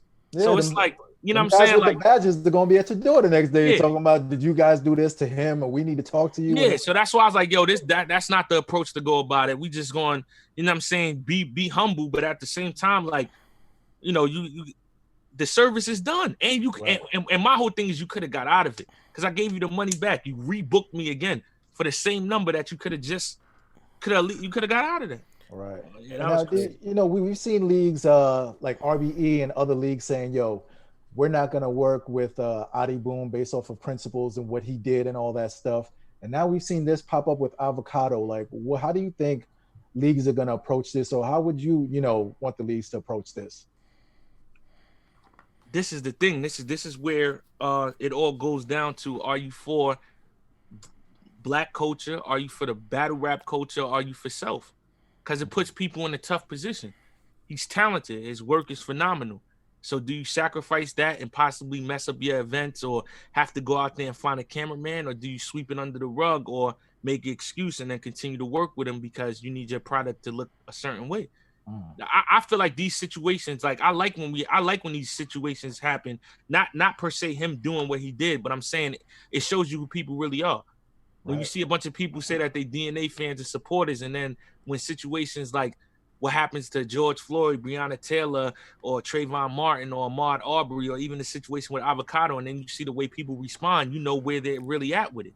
So I feel like this is a test to everybody. Like, what are you going to do? Are you for self, or are you for, you know what I'm saying, the culture, your race, like you're saying you are? So, I mean, I don't know what the repercussions should be because I'm not God, but I mean, if I was a league owner, off of that alone, and then watching the apology that I don't feel like was sincere enough, I wouldn't do business no more. I wouldn't. Cece, you had a question that I forgot to get back to you. That was my question, the last one. I was gonna ask, what? Always stealing your questions. My bad, Cece. You always steal my questions.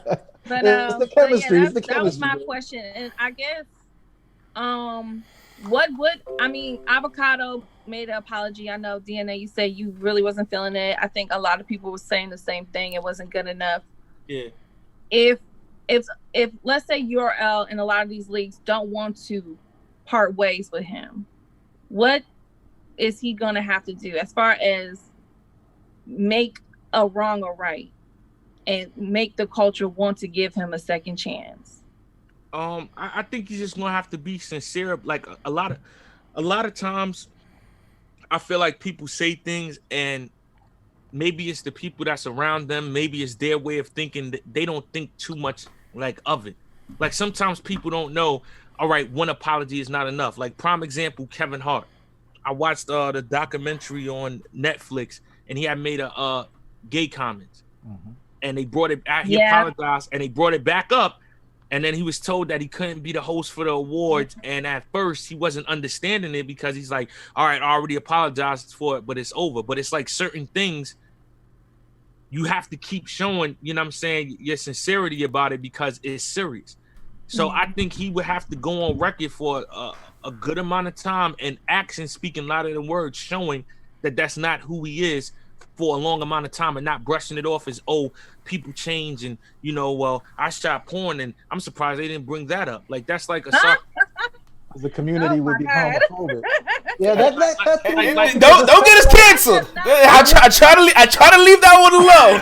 I just got canceled. I'm just saying, you know, what I'm saying is that not even that. I'm just saying, like, that's like a diversion. Like, one has something to do with the other. So when you're bringing that up, it's like you kind of being sarcastic. Like, well, I'm surprised you didn't cancel me for this, and I'm surprised you didn't get upset about this. But it's like that doesn't show like you being sincere. It shows like, well, you know what I'm saying. You guys like basically like maybe you're making a big deal out of it. That's what I got from it.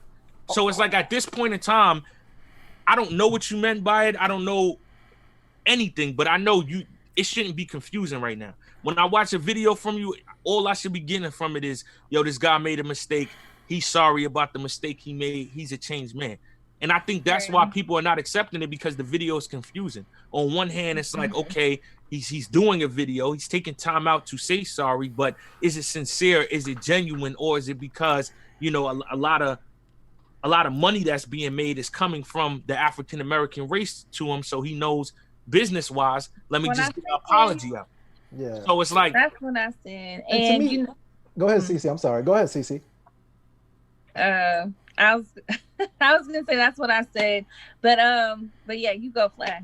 You go, because I forgot. I was gonna say, like, the whole thing of I'm surprised because the battle rap community is so homophobic. To me, it's kind of like you're already stereotyping people to say that you're not gonna accept me because I may have, in the context that he put it, sounds like perhaps maybe he did some kind of gay porn or whatever. I'm like, brother, I don't care what you do in your private time behind your closed doors, what you had to do to get money. And that has nothing to do with what you said about, you know, what you were It's gaslighting. It's gaslighting to his highest degree. And even if you look at his video, his blog about caffeine earlier this week, that still was gaslighting too, because he knew he would have the entire community rally behind him. Yeah.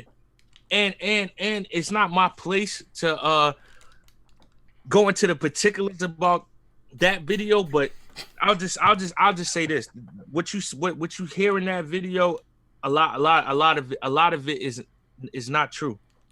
Okay, well, and the number one, like I can't because that's URL. To, you know what I'm saying, if they choose to speak on it, but a lot of stuff that's said in that video is not true. Yeah. I want to switch gears a little bit, man, to lighten things up. DNA, you've gone already. It's now 3 weeks with your show, 3 days a week, or 4 days a week, really, right? The 3 morning shows and then nights, and the night shows. Welcome to the media circle. Thank you. Tell us now, like you've worn all the hats in battle rap. You booked battles, you battled, you've helped events, you've gotten investors in the culture. Now you're wearing the media hat. What's that part of it like? It's fun. You know, it's way less pressure. Like I It's great. It's great. Yeah, like I love battle rap, like battling more, but in terms of just having fun, the media is fun. Like what I try to do on Breakfast with the Champ, even when I put people in a position, I try to give them game or insight, always, like on how to do better, even, you know, but in a funny way, to, you know, for entertainment value. Like for instance, Reaper Rel was just up here. He's crazy. Like I was trying to help him, but he's like he's digging the hole, you know what I'm saying, worse for himself. So it's like that's a man that went on our airwaves yesterday and said, I will not use chapstick because it makes me feel he said using chapstick. Yeah. We're like, bro, this is hygiene. Take it easy. And then you guys want to know what's so crazy about it is that when he's on the show, like a lot of people is bashing him, and I'm like, yo, this is great for my show because him arguing with me, us going back and forth, the numbers is crazy. But I'm like, in terms of your career, like you're killing yourself right now. You're wild because you're not understanding, like, you know what I'm saying, like the game. Like what people don't get, like, is like whether you like me as a battle rapper or not, I feel like everyone that's in the culture, they respect what I do, whether it's in the ring or out the ring. So if I come up with a slogan saying you don't deserve me, of course it's being, you know, sarcastic, but people could get behind it because the work is there. I feel like a lot of these new guys, That's why I get them to come on the show to show character, but also have humility because the work is not there. And sometimes your talking is not matching the work.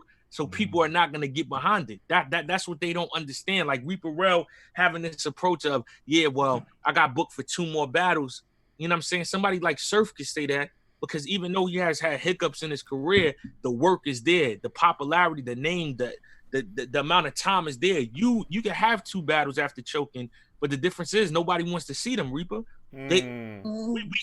Me personally, I want to see what Surf does next because I'm already invested in the Sue Surf brand because I've seen it for so long. I've seen the moments. I've seen what's possible. Even somebody like New Jersey Twerk, the reason why people are still invested into him because they seen the potential. We never seen the peak, no disrespect, from somebody like Reaper Rel, so it's hard to get behind. You've messed up 2 times and you having 2 more battles. It's like we're not even sold on, you know what I'm saying, you as a person to get behind this. Like, and then your approach is not like, well, you know, I messed up, so I'm trying to do That's what better. I was trying to tell him. Like, it's levels to this. Like, somebody, like you said, somebody like a Twerk, a Chess, they can stumble, they can make mistakes, but we seen their full potential. Like, we know how high they can go. We know that they are great in their own right. I can't say I've seen Reaper Rel's greatness yet, but I know he got potential, but he hasn't got there yet. So that doesn't mean you can just fumble the ball because you signed a contract. And that's what I was trying to tell him. And then I was trying to tell him, like, yo, a lot of people have never heard of you. Like, it's a whole new fan base on. It's people that if I battle on Caffeine, they might say that's the guy that has the robe on. So it's like your first impression. Yo, listen, I always go for it's always new fans, right? That are popping up. So you don't ever want the first impression to be bad. That's what I was only trying to say to him. So like on that sense of it, it's like having therapy and you can't get through to a person on the show. So I guess that's the bad side of media. But the good side is, you know, it's people that get through. It's entertaining. You know, you get to talk without being, you know what I'm saying, under the microscope, and you actually get to, you know, you get a different view on the culture from the position that I'm in, you know, right now. So I like it. I feel like you haven't gotten the backlash yet. I feel like you haven't had that one take where they drag you. You said what? I feel like you haven't experienced the backlash yet of your opinion, where you have like one take and then the entire world drags you for it, and it's the greatest. But you want to know what's so like? I think that's possible, but at the same time, I feel like just like in life, like I'm a thinker, so I don't really talk without, you know what I'm saying, thinking. Like with the whole like, and I don't compromise my views or entertainment for morals. Like I felt like the situation with Mike P, that was something that was like beyond battle rap at the moment. So, you know what I'm saying, I didn't really go into that. So I feel like those situations where it could be, you know what I'm saying, backlash, the chances of that happening with me is less because I've always been a person, like if it has nothing to do with me, whether I got a show or not, and it doesn't pertain to battle rap, I don't really talk about it. Now, if you choke, you fuck up, you sneeze the wrong way, your shirt looks the wrong way, yeah, we talking about it. You get mad about that, who cares? But like the whole who's sleeping with who, accusations of, you know what I'm saying, homophobic, like all that stuff, I don't really engage in that. So it's like that could never, you know what I'm saying, I don't think nobody like can have a bad opinion because I don't participate in it.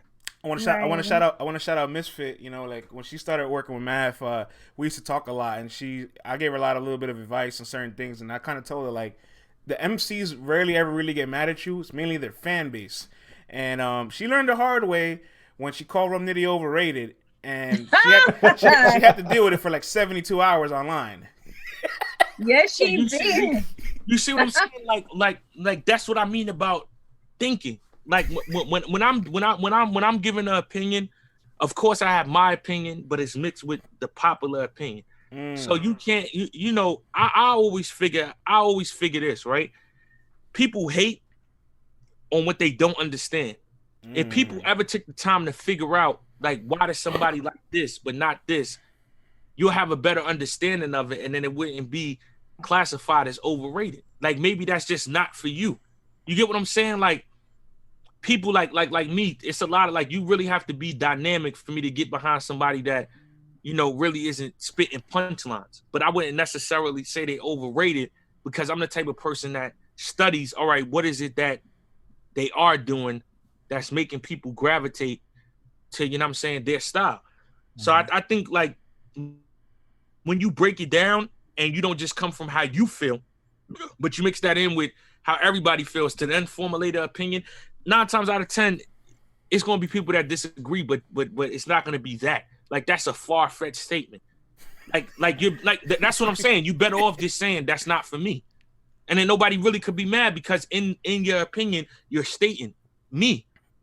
No, you got but when you use over, when you saying over, that means that's a popular opinion of everybody thinking that, or you really feel like this person is not getting, you know what I'm saying, what they deserve. Like, that's what I'm saying. I would never say that. I would never say like, it's hard to say. For me, it's hard for me to say anybody's overrated. You got because I figured out, man. Look at you. It is media training, PR firms. No, to be honest, I feel like it's people that I don't care for as much as other people do. But overrated is like that's what I'm saying. The context of that word, it sounds like hate. Overrated, yeah. Mm-hmm.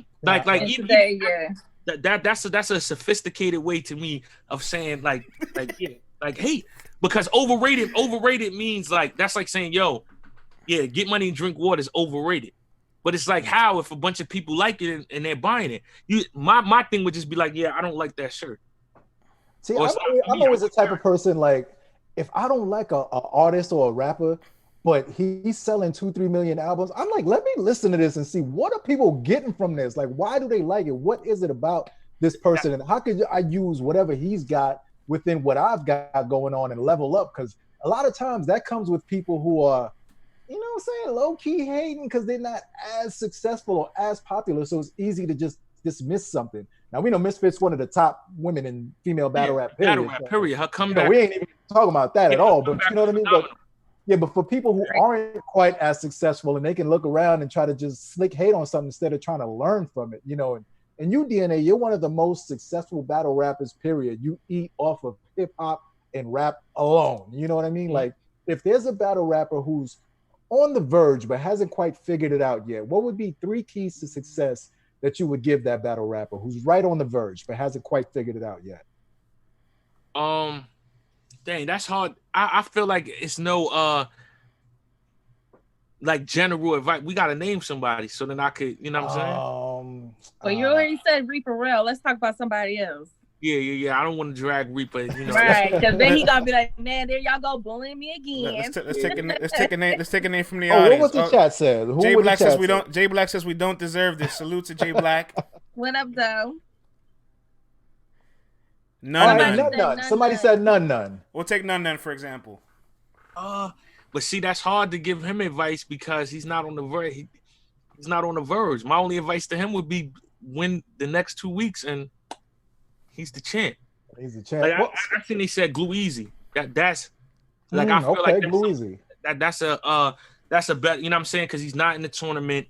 You know what I'm saying? And he had potential. Well, he still has it, but at one point, you know, to go to that next level. I mean, I feel like my 3 things to him, if it pertains to anybody else, would be 1, choose your battles wisely. 2,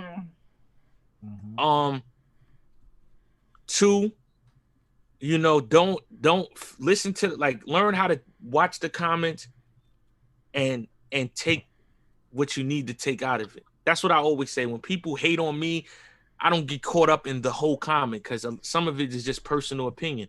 But through hate, it's always truth in it. Be able to find out that truth and put that in your arsenal and take the constructive criticism out of the hate and not just brush it off all the way or don't let it get to you at all. So, you know, filter what you can to better yourself through the comments. And 3, know how to market yourself. Like, I feel like that's really the problem with all battle rappers that's on the verge of becoming superstars, why some don't get there, is because they don't like I feel like some people will see the iPhone out, see the internet out, see Zoom, caffeine, Twitter, Instagram, and fight it. And that's cool. If that's not what you're about, that's fine. But you have to be about it if this is the field that you're in.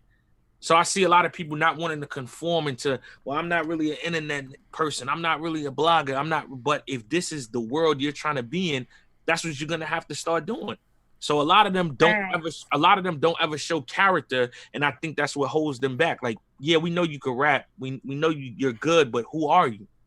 Mm-hmm. You know what I'm saying? I mean, yeah. Go ahead, my bad. No. Like that's my main. That would be my number one thing. Like we like a lot of people like Glue Easy is nice, but I know Glue Easy to be funny. Like I do personally, because I've watched multiple blogs, but I don't see him doing that on the regular. Like the same way people know Goods, when you see Goods pop on the screen, you're already anticipating the joke. You're already anticipating the clown in your hairline, the way you dress. That's what people gravitate to. That one, he has a certain aura, a certain swag. He can dress good, and he jokes. Charlie Clips. As soon as you see him, you know a joke is about to be coming or something like that. You know what I'm saying? Like that's what you have to make. You have to build the brand. Like a lot of these guys just think, all right, okay, we see you rap good. It's like you're a robot. You rap, you get off stage, we don't hear about you again until you rap again. And then URL is the machine. So in order for you to ever excel, you have to become your own machine. We can't only hear about you when URL decides to promote you, because they got a whole bunch of people to promote. Right. I mean, you got record labels telling their artists that, like, their record labels literally have a social media team and marketing teams for their artists. And artists have to put themselves out there constantly on social media and market themselves. So that's why I keep telling battle rappers, like, what makes you think that you don't have to do it? That all you have to do is show up, perform 3 rounds, and then just go home. Like, it's a little bit more than that, especially now with this caffeine partnership. Like, you got to put yourself out there. A lot of people just go off of like, yo, I'm a street person, or, you know, I don't come from the internet. And I'm saying that's cool, but it's like, do you want the money or not?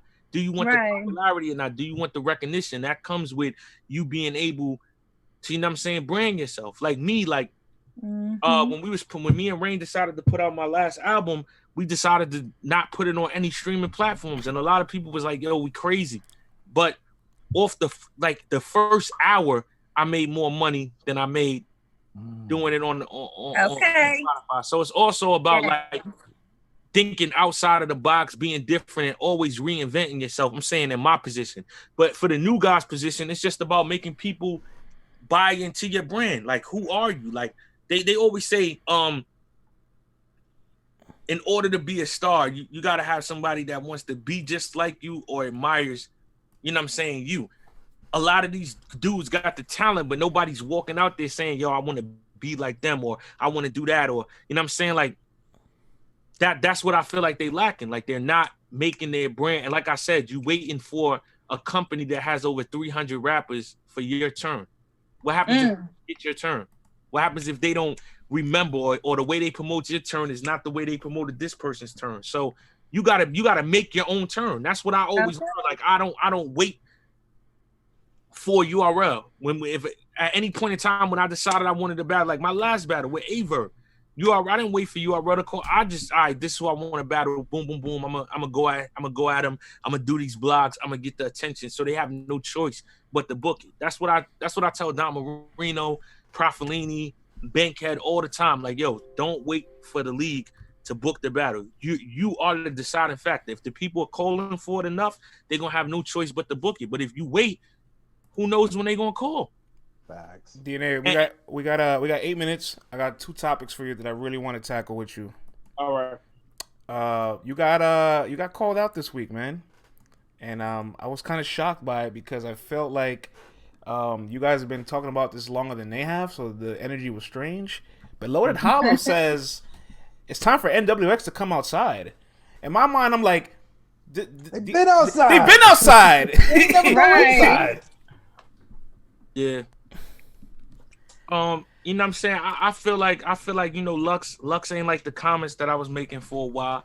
And you know, you finally seen the flare in him. He looked upset. He looked like he had something to prove.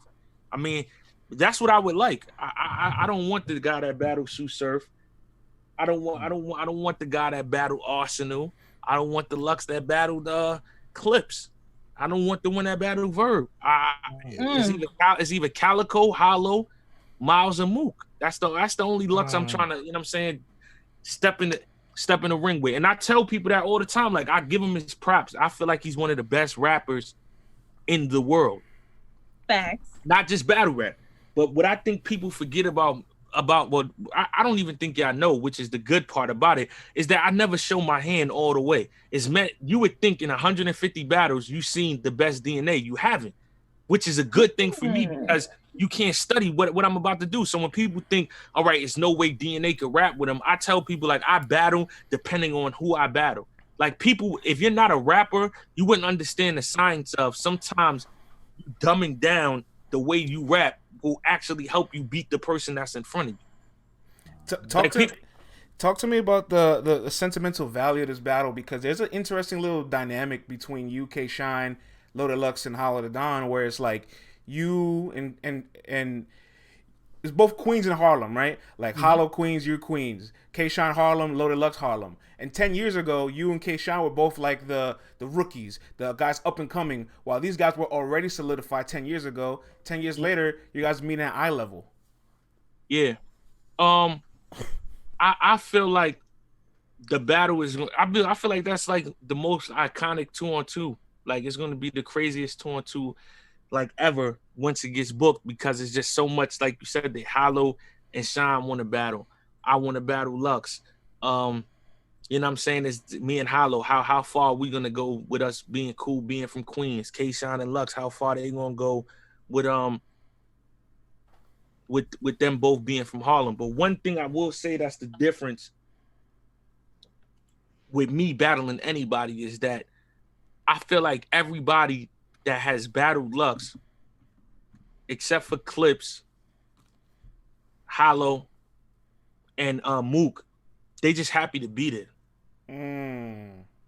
Like, no disrespect to the Summer Impact battle, it's debatable with Tay Rock and Chess. They did exceptionally well, but you can see when Lux put the hoodie on, they was in awe. They looked like everybody in the crowd. Like, you know what I'm saying? Like, yeah, that's what I'm saying. Like with me, oh my God, the great hoodie! Oh my God. With me, like with me battling, like, you never know what's gonna happen in the battle.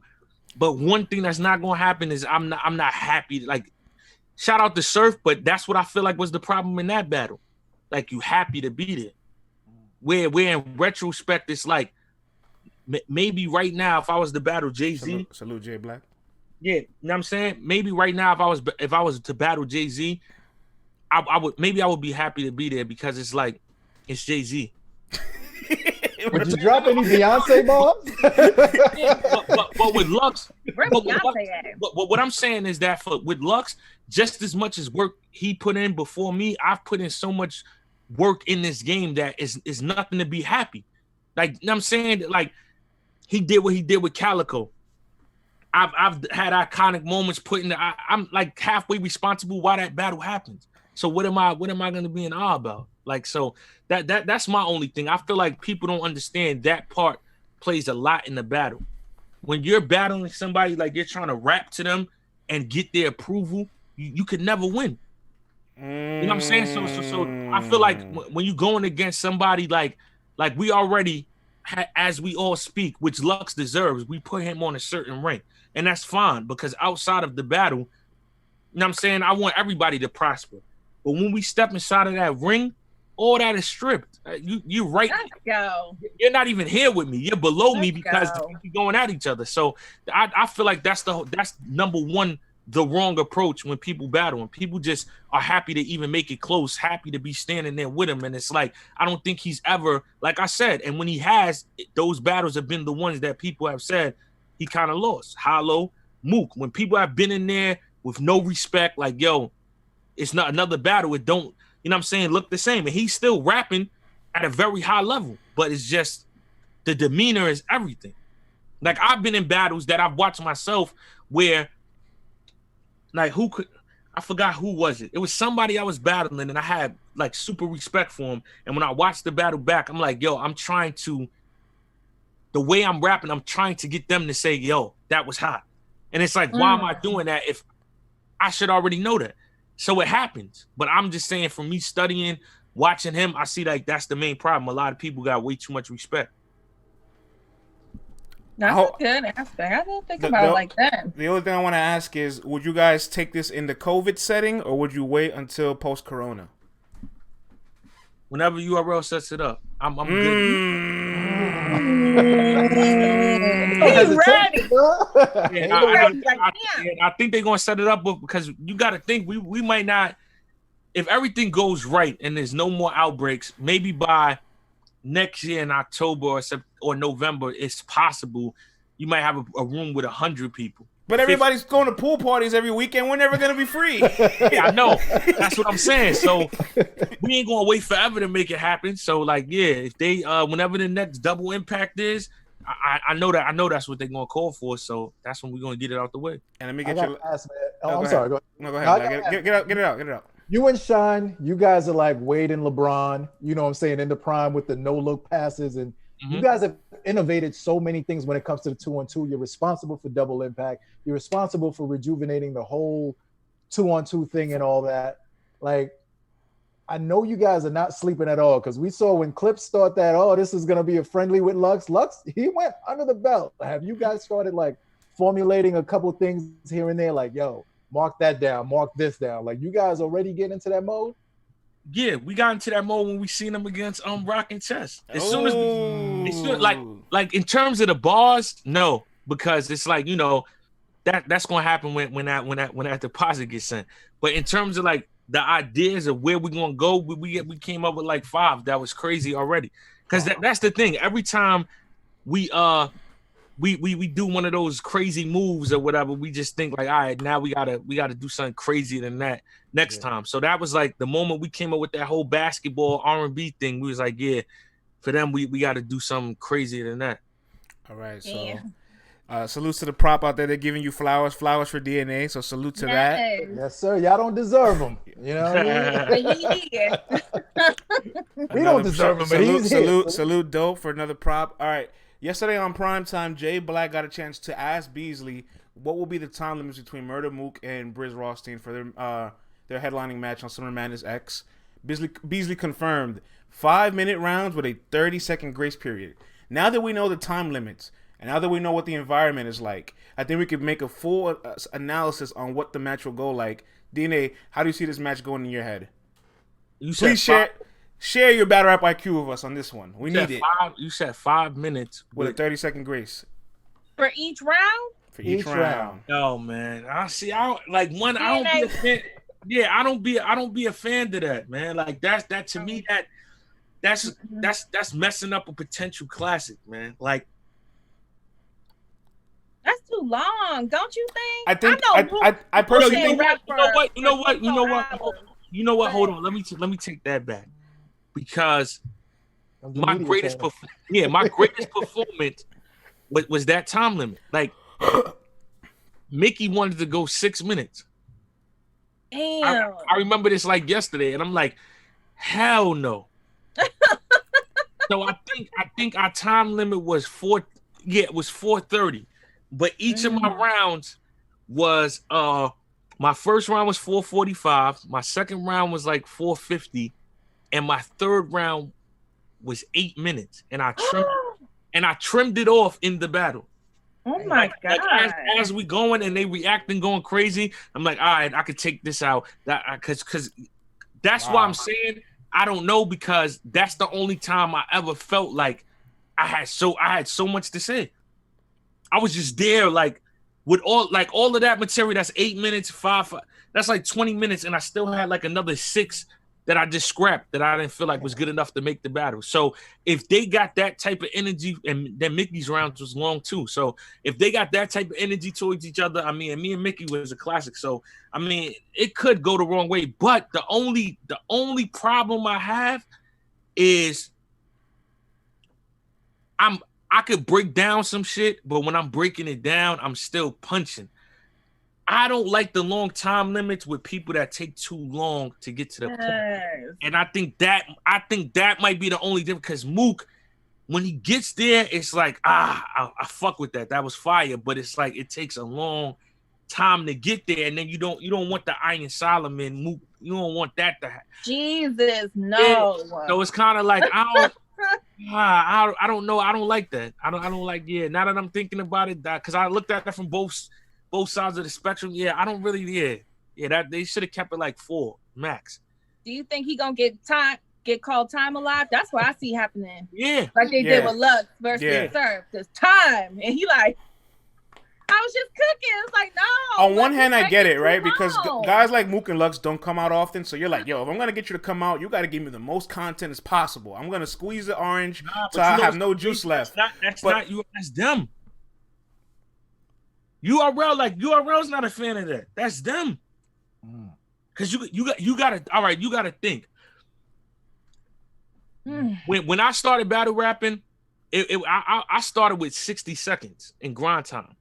Then it elevated to me even saying like, damn, I gotta write 3 minutes. So they come from unlimited. So 5 is short. 5 minutes for them is 3.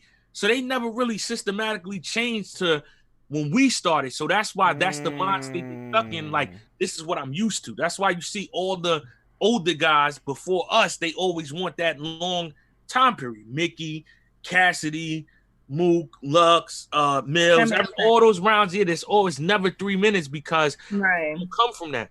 So URL, Beasley will tell me quick, 4 minutes. I don't want it to 3:30. Like, they cool with that. I think based on the battle, because like Mook and Iron, it wasn't that much to talk about other than people wanting to see it, but this got history. This is a grudge. I think it could. I'm on the fence, man, because it could be good. Because if they got a lot to say to each other, the time might, you know what I'm saying? Like, until, like, right now, let me ask y'all, until I broke down a time with me and Mickey, I don't even think I thought I was going that long because it was like 8 minutes. Yeah. You see what I'm saying? So if that was me. That was me. That's what I remember. I don't remember 8 minutes. Yeah, no. I trimmed it down, but it was still 650. Okay, gotcha. And I was in the building for that day, and it didn't feel that long. You see what I'm saying? So that's what I'm saying. If it's a lot to talk about, because I had a lot to like talk about from different, like, it wasn't redundant to like, all right, come on. If they have a lot to talk about, it might be a classic because it's not going to feel like that long, and it's going to be so much stuff we find, and like it's stories, you know what I'm saying, that I heard of them seeing each other outside. All that's going, you know what I'm saying, get brought up into. You know what I'm saying? Plus what happened at Summer Impact Reloaded. So it all depends on how they do it. I mean, it should be a classic because they both haven't battled since then. Yeah, I think as long as the raps are hot, nobody's gonna care about the time limits. And from seeing what Mook did in the park for that little RBE social distance joint, he was getting to the point a lot quicker, man. So I'm like, if he's doing that with Briz, this definitely should be on its way to a classic, man. I'm definitely hyped up to see that battle. Before we put a ribbon on it, do you have a horse in the race? Do you have a horse in the race for this one, or you just? Nah, I'm just watching. And whoever don't do what they're supposed to do, we gonna put them in the hot seat. So yeah. Well, you heard it here first, man. LTBR Daily, Monday through Thursday, 10:30 a.m. till 12. We went overtime for you guys. We appreciate it, champ. You're the man. No doubt. Good looking. And everybody, thank you for tuning in. We'll be back on Monday. Peace. Oh, he bounced. Oh, he's out of here. He got stuff to do. Yeah, he do. All righty. Oh, that was dope, man. I don't know what happened with my stand. It just said, bitch. It failed. CCC was. I don't know what happened. Let me get it together. I don't know what happened. Oh, it got a crack in it. Oh.